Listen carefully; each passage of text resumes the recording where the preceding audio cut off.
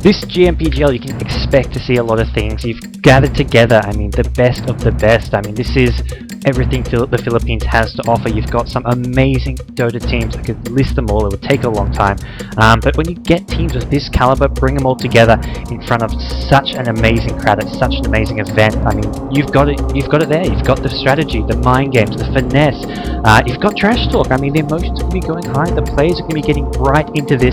This is the tournament that matters. This is a big deal for all these players. And when it comes down to it, it's going to be explosive plays, explosive commentaries, and an explosive crowd. Those big three things.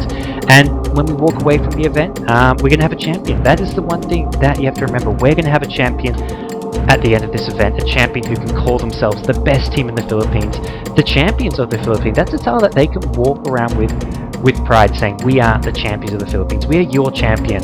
And going into future events such as the SMM Dota 1 championships later on this year, hopefully that's a tournament that the later champion would attend. They can say we're the best the Philippines has to offer, and they can represent the country with pride.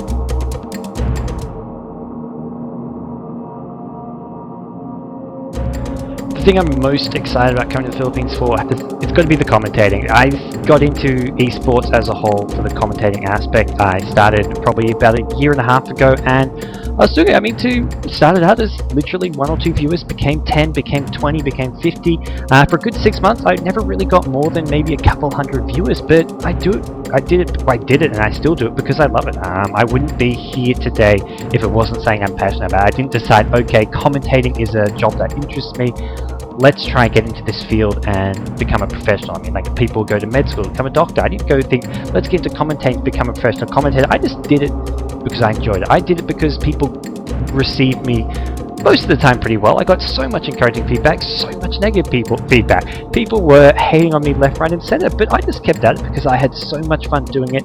I knew that deep down inside me, people were grateful for the service I gave them, commentating these games which maybe didn't have a commentator, or maybe I was doing something better than someone else, bringing some more excitement to the match, bringing some more personality as a commentator. So I'm going to keep on doing that, and that's what has to be the most exciting thing about coming to the Philippines, that I get to do that in front of another crowd, in front of another scene, a scene that I've done online commentating for before, but never got the chance to meet face to face. So I'm really also looking forward to meeting such an amazing Dota scene. In my opinion, the best country for Dota fans, for Dota players, for everything Dota related. The Philippines, it's a country of fanatics, a country of people who just love the game for what it is. It's never about the money, it's always about pure passion, and that's something which you can't take away from the great players and the great scene there. So really looking forward to commentating in front of them.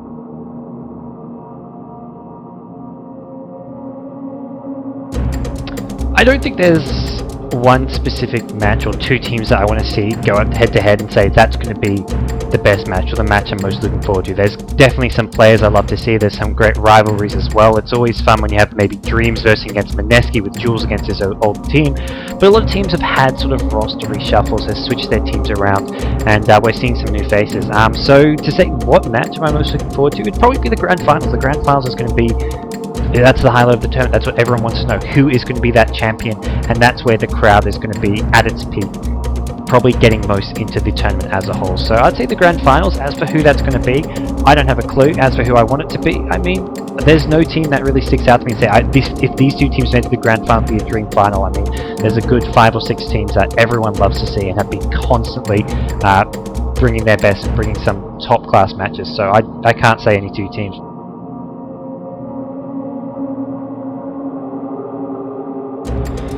To be the international voice of Philippine Dota, wow, what a title. I mean, it's a great honor. I mean, that's something which makes me really feel that I've done something right. It's a scene that's deserving of a voice. I mean, you obviously have so many local personalities, so many people who make the scene massive in the Philippines, but it's something where the rest of the world don't really get to peer into that sort of microcosm of the Dota community, and I feel that I can offer that, and I feel the fact that people say I'm the international voice of Philippines Dota makes me feel I've somewhat accomplished that. I mean, considering the the Philippines Dota scene is bigger than anywhere else apart from maybe China. It deserves more attention. It deserves to be seen on an international scale, international level. When you have events that are being as big as PGF, the GMPGL Grand Finals there, and such a high intensity setting with such a great event. I mean, the production quality, the commentating, everything about this event, it's a world-class event. Sure, it only has teams in the Philippines, but those teams show they are some of the best teams in the world. So to me it means this style, it's a great honor. I feel like I've done something right, and I also feel like that's why it makes me sort of aspire to keep working harder and harder, not just to top the Philippines. I want all these various scenes that maybe don't get enough attention, especially in Southeast Asia, the North American and the European scene. There's so much coverage, so many events, so many people watch them, but I want to say, wait a second, there's all these good teams. You've got SVRES from Cambodia, who's caused all sorts of upsets. You've got teams from Vietnam, teams from all over Southeast Asia who just don't get the recognition they deserve. And to me, that's really what I want to be. I want to be a voice of this whole entire Southeast Asian Dota community. So I don't want to stop at the Philippines. I want to go further, and this is just the start.